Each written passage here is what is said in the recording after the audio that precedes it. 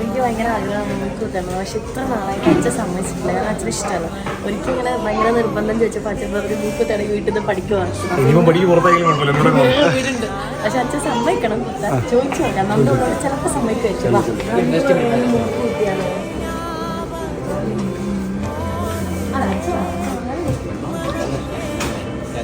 അച്ഛന് ഇഷ്ടമാണ്.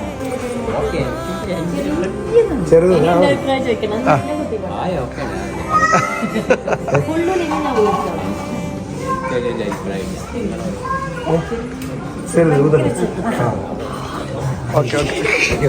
ഞാൻ ഈ കുഞ്ഞുമാമാര് കാതുകുത്തുന്നതിനെ